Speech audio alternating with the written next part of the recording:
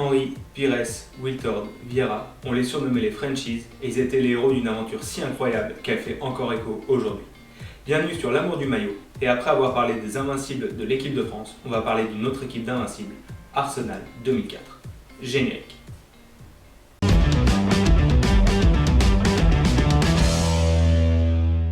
Alors un peu de contexte pour commencer, on va retraverser la Manche et on va retourner au début des années 2000. En 2001-2002, Arsenal remporte la Première Ligue. C'est en 2002 qu'arrive ce maillot, car oui, il a été porté 2 saisons. C'est quelque chose qui était assez courant à l'époque. De 2002-2003 à 2003-2004, seuls les patchs sur les manches ont changé, car en 2002, Arsenal était tenant du titre au moment du début de la saison de Première Ligue, tandis qu'en 2002-2003, c'est Manchester United qui a remporté le titre. Donc en 2003-2004, Arsenal portait des patchs classiques sur les manches. Vient donc la saison 2003-2004. Arsenal débute par 4 victoires et un match nul avant le choc du championnat, le match contre Manchester United. Ça peut paraître bizarre aujourd'hui, mais à l'époque, c'était les 2 meilleures équipes de Première Ligue. Le match est tendu, les tacles à l'anglaise fusent, et Van Nistelrooy a même un penalty à quelques minutes du terme de la rencontre. Il loupe sa tentative et le match se solde sur le score de 0-0. Après cela, Arsenal continue sur sa lancée et parvient toujours à décrocher un point même quand le match semble perdu. Du 10 janvier au 20 mars 2004, les Gunners enchaînent même 9 victoires consécutives. Vient alors le match retour contre Manchester United qui se solde encore une fois sur un match nul, un partout cette fois-ci. Son titre de champion, Arsenal va aller le décrocher sur la pelouse de son ennemi juré, Tottenham. Ils font match nul de partout.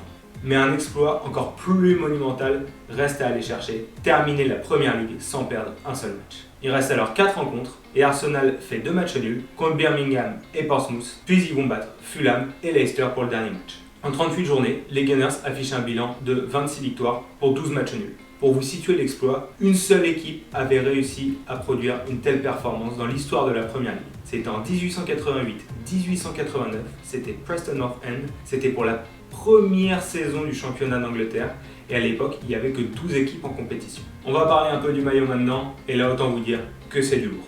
Beaucoup d'entre nous ont été marqués par les maillots d'Arsenal des années 90 et du début des années 2000. C'est même des maillots qu'on a tendance à nommer par leurs sponsors. On parle du maillot JVC, du maillot Sega, du maillot Dreamcast et donc là en l'occurrence du maillot O2. Ce maillot incarne parfaitement le tournant pris par Nike et même Adidas au début des années 2000. Comme j'ai pu le dire dans ma première vidéo sur les maillots de l'équipe de France de rugby, les Coupes du Monde et les Euros sont des événements majeurs pour les équipementiers puisque c'est là qu'ils lancent leur nouvelle technologie. Et pour moi, il n'y a pas d'année plus charnière que l'année 2002 en matière de technologie quand on parle de maillots. C'est cette année-là que sont arrivés les maillots double couche, qui sont repartis quasiment aussi vite qu'ils sont arrivés. Des maillots qui étaient un peu les ancêtres de ce que font les joueurs aujourd'hui avec les base layers, les couches moulantes en dessous de leur maillot. Le but de la deuxième couche était d'offrir un meilleur confort aux joueurs, mais aussi une meilleure respirabilité et une meilleure évacuation de la transpiration. Au niveau du design, on entre vraiment dans la modernité. On est là sur des lignes plus rondes, plus épurées, moins rectilignes.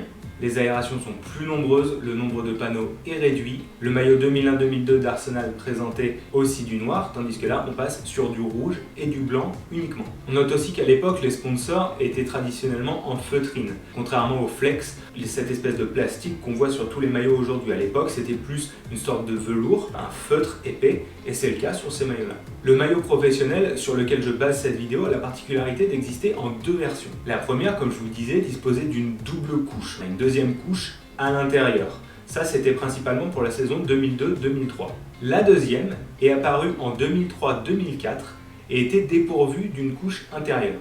C'est principalement dû au fait que les joueurs appréciaient pas tellement cette technologie et avaient même tendance à la découper eux-mêmes ou à la faire découper par l'intendant du club avant les matchs. Les différences entre cette deuxième version et la version réplica qu'on trouve en boutique sont minimes. La différence se fait principalement au niveau des aérations qui se trouvent en bas du dos du maillot, qui étaient simplement plus fines et plus légères sur les maillots des joueurs. Pour le reste, c'est aussi qu'une question d'étiquette. Le maillot réplica présentait une petite étiquette Nike noire à l'intérieur, comme beaucoup de maillots Nike à l'époque, tandis que le maillot des pros était constitué d'un simple feuillet d'étiquette. Petit truc de puriste, Pour repérer un maillot pro de l'époque, on les surnommait les codes 7, puisque le code présent sur l'étiquette du maillot quand il était neuf, l'étiquette accrochée à la manche, commençait par le chiffre 7.